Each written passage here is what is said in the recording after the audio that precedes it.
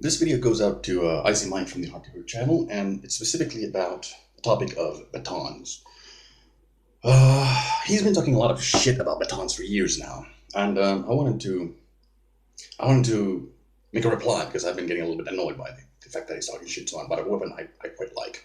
And basically, well, let's start with my background. I've served in the military in Finland, and I was a military police, so I learned how to use a baton, I think it was a vinyl, a kind of plastic one. And then after that, I got my certificate for being a security guard. So I walked around and worked as a security guard using a telescopic baton, a metal one. And I think Icy Mike was taught how to use a baton wrong. And I know that because I was taught how to use a baton kind of wrong. Wrong in the sense that certain parts of it were overemphasized and others have been forgotten, which were known before, like in the 40s, 50s, and 60s. And I think that's a huge part of why police still use batons, but why they don't seem so effective, and why Icy Mike is talking so much shit about them.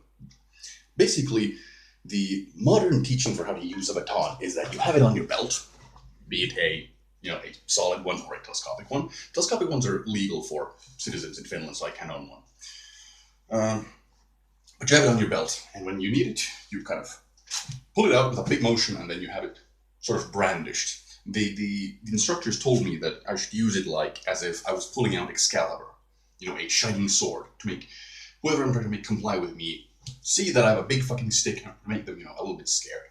So they're emphasizing the aspect of compliance, of this terror or authority, which makes sense because you don't want to use this. You want to make them comply with your words. That is the first and most important tool of police and security officers and the like.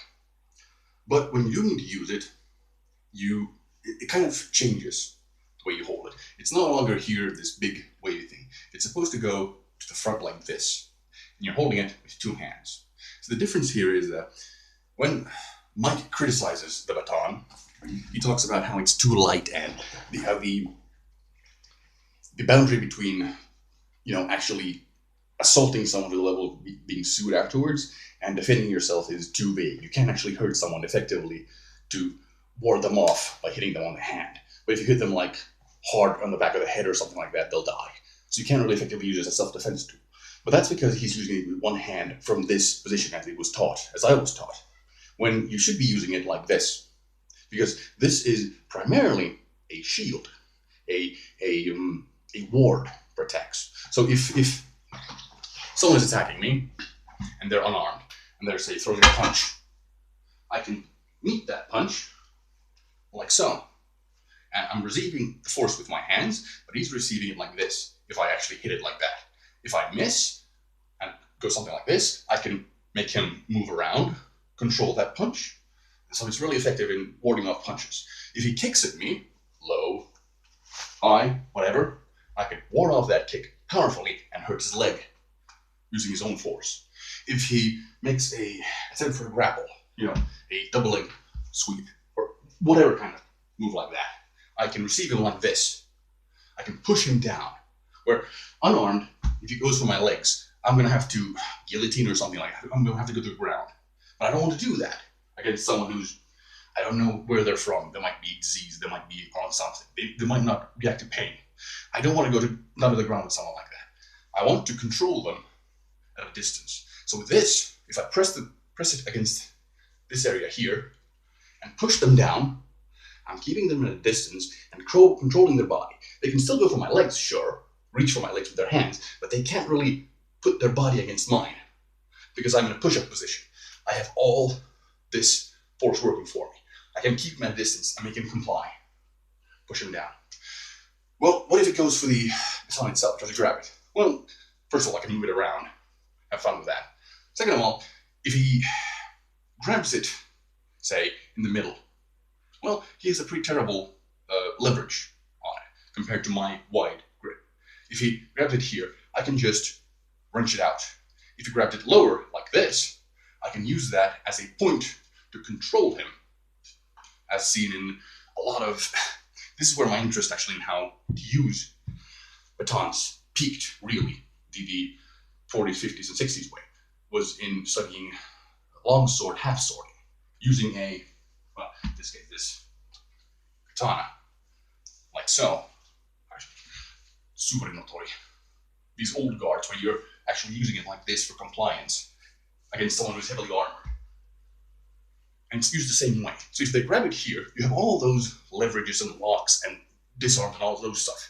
And it works because you have such a, this is a tool of leverage. Because with one hand, if you're pushing against someone, trying to move them around, you're using the small muscles on this hand. If you have good posture, maybe you can use your back muscle. But when you have this thing, and you're pushing and pulling on both your hands, you're activating all these different muscles at the same time. Your biceps, your pectorals, biceps, forearm, triceps, back muscles. All of this activates, and you can use all of this at the same time. It's the difference between grabbing someone on the shoulder with one hand and trying to move them, and grabbing them by the collar and the, let's say the sleeve, and then using your entire body to throw them. You can activate all those muscles when you have this thing. So you have excellent defense against all kinds of different things. They shoot for you, bring them down. They reach out for you, your hand. Well, you can just move it away, but then you can punish it. You can sting a little bit. See, this isn't your only attack, this, which might cause weak unless you hit some power where it's lethal. This is your lowest violence option. You snap at them, hit the leg. It hurts a little bit, but it doesn't actually disable them. It hurts. It's like the first warning. Fuck off. They reach up with their hand. Fuck off. Fuck off. But then if you want to do more damage, well, you have both hands. You can use this thing entire. You can put your weight behind it. And if you see, like, I'm putting in the description a bunch of links for like old black and white training videos. I think I found 7 different police manuals from the United States showing all these different techniques, and they're great. They work. I think Mike really needs to re-examine how to use the baton, because it's a great self-defense tool, because you have all these options. You have low violence, hurts a little bit, fuck off, don't hit me, stay away. You have fuck you, and then you have like complete compliance. You bring them to the ground and you like completely take control. It's completely scalable. So I think this is a terrific tool. Absolutely terrific. That's all.